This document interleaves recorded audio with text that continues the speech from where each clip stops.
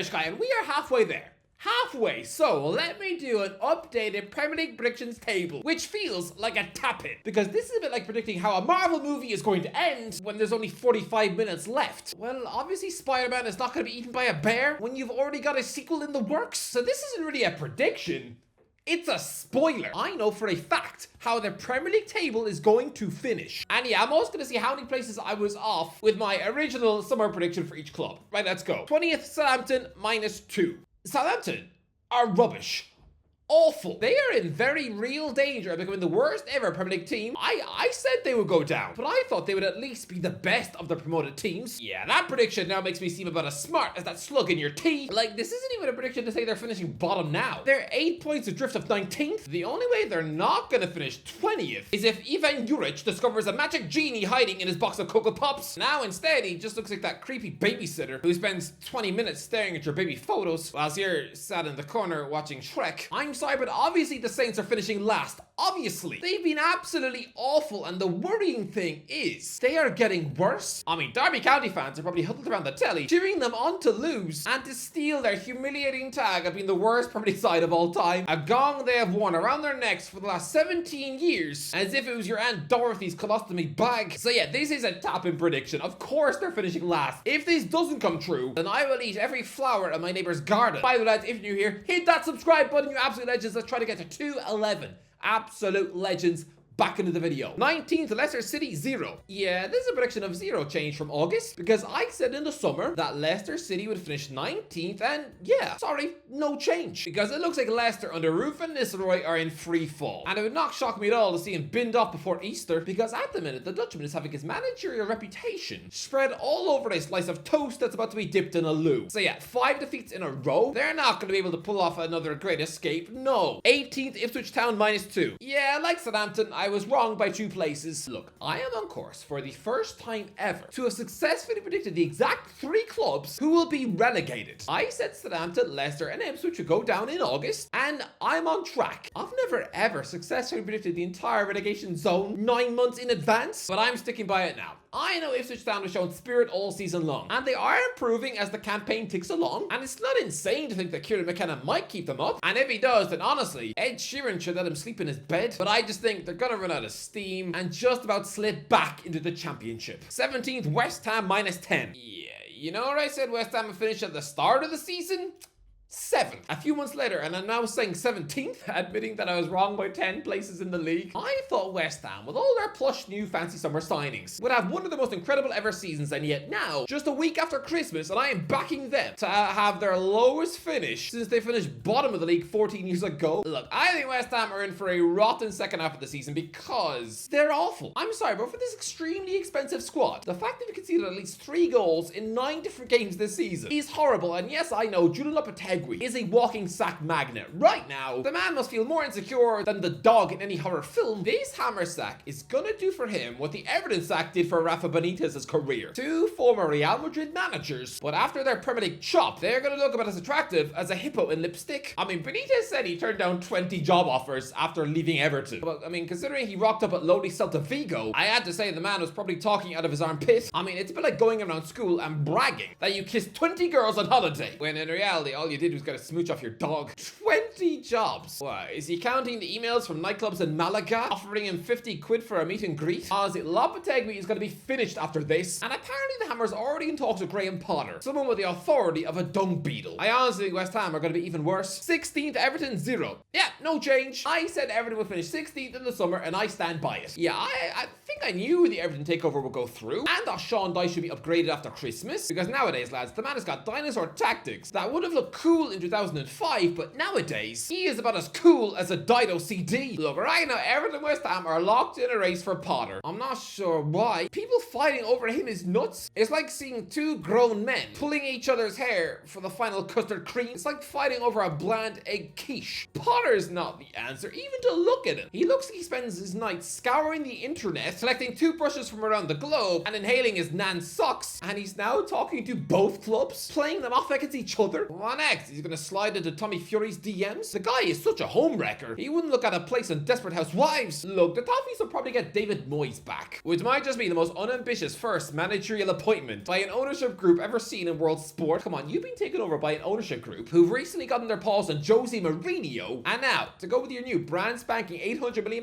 ground, they plump for the same man this club appointed 23 years ago. Everton appoint David Moyes is something you'd have read in 2002. And now, 6 James Bond films later, the Toffees are probably going to repeat that decision now. Sorry, Everton, but 16th. 15th, Crystal Palace -5. I should have known better. Everyone was getting carried away by the blistering end of season form the Crystal Palace showed under Oliver Glasner, and I was duped into thinking they would finish in the top half. Nah, they've been poor, and I'm now saying 15th, meaning that I was off by a quarter of the table. Look, to be fair, I don't think the Austrian will lose his job, despite his work having been mediocre to the extreme. Although, to be fair, they've only lost 1 over the last 9 games, so they are steadily getting better, but still, no. 15th. 14th, Wolves -3. Yeah, I said that Wolves will finish 17th, and now I'm going with 14th? And why is that? Because they've actually cut loose the spineless frog that was Gary O'Neill, someone who honestly was one of the most overrated young coaches I've ever seen in my life. A few months ago, the English media would have had you believe that he was in the running for the England job. Sorry, if you thought Gareth Southgate was an uninspiring vanilla sandwich in the England hot seat, I promise you, O'Neill would have been about as imposing as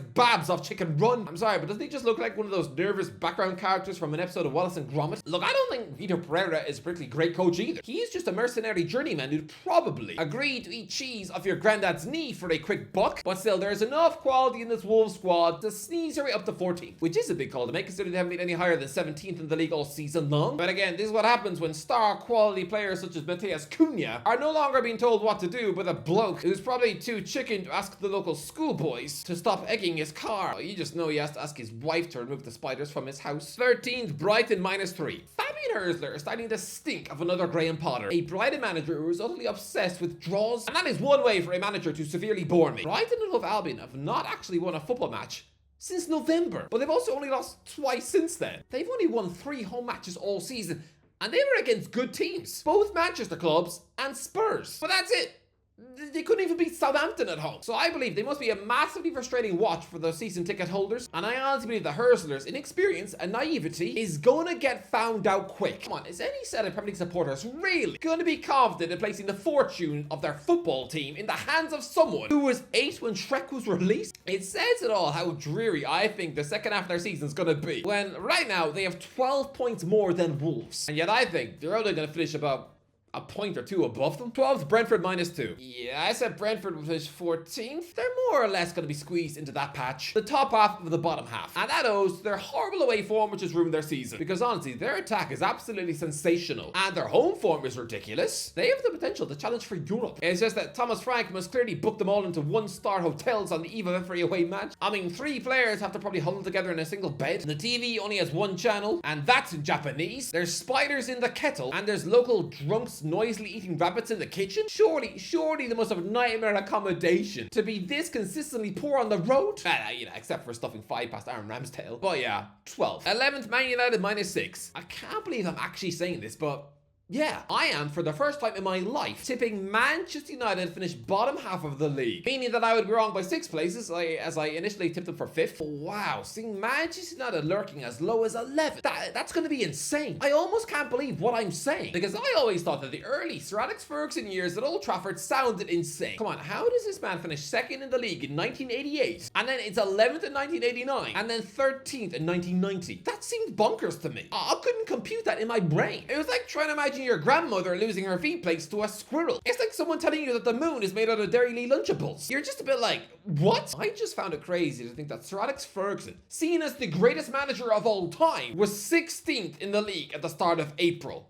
That is wild. But yeah, we are about to witness the great Manchester United finish in the bottom half of the league in our lifetimes, which is gonna be crazy. 10th, Fulham -2. Yeah, I said Fulham finished 12th, but now I think they will claw their second 10th place finish in the league under Marco Silva, which will be absolutely fantastic work. Come on, that would mean that since getting embarrassingly relegated from the Premier League with just 26 pathetic points in 2019, when they had a Premier League winning boss at the helm, don't forget, it'll mean that since that awful rock bottom moment in the recent history, their next 3 Premier League finishes would be 10th, 13th, and 10th. I'm not saying that Marco Silva deserves a statue outside the ground, but Well, maybe I am, because they got a dodgy one for the King of Pop. Give Silva a little bust or something. Alright, actually, maybe not. Judging by the state of modern statues, it'd probably make him look like an elf. 9th, Tottenham -3. Yeah, I said that Spurs will finish 6th this season, but nah. I'm going for 0 trophies, 0 European football, and their lowest league finish since they finished 11th in 2008. That will be their lowest finish since they won a trophy. And that was only because they won just one of the first 12 league games. Imagine being told at the start of the summer that Ange Postecoglou would drag Tottenham to their second lowest finish since 2005. Second lowest finish in 20 years? On paper. That is terrible, and surely the man can't survive the chop. No way!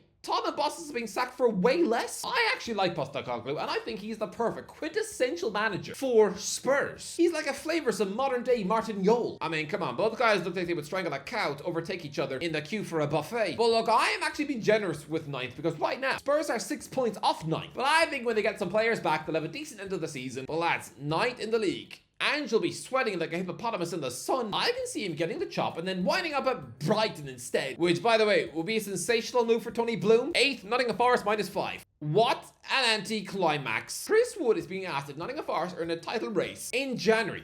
They've got 6 more points than Manchester City after half the season, which is insane. And yet I'm saying, after all this terrific work, I mean, this is an underdog story not seen by a club since Leicester won the league. And yet I'm still saying that Forest will end this season with no European football, not even the Conference League. Well, yes, I said the Forest will finish 13th. And yes, I'm still wrong by 5, but yeah, 8th. I think it's going to be an agonizing tumble in the second half. Your steam will run out, you'll start losing matches, slip down the league, and yeah, 8th. Forest have averaged 2 points a game in the first half of the season. But I think we're suddenly going to see the Forest of last season, where they'll average just 1 point a match, and so yeah, we'll wind up at about 58 points, which won't be enough to even squeak 7th. Sorry, Forest. 8th is still a brilliant season for you. Well, I get it, okay? 0 European football. For a club who won the Champions League twice, European football is in this club's identity. They've still got 2 crowns on their shirt. So yeah, this one is gonna be cruel. 7th, Aston Villa -1. Look, Aston Villa are sleepwalking the way for this season, and yet I'm actually saying they're gonna make up that 8-point gap with Nottingham Forest. Yes. Yeah, like, Unai Emery will finish above Nuno Santo by the width of a cow's nostril hair. It could legitimately just be on goal difference, but yeah, I think Villa will go on a pretty brilliant end of season run after they crash out of the Champions League, and yeah, they'll maybe only lose 1 of the last 9 league games, maybe win 3 on the bounce or something, but crucially, they will slap up Forest at Villa Park at the start of April. And yes, Emery will just about squeeze another season of Europa Conference League football at Villa Park. Villa will get Europe.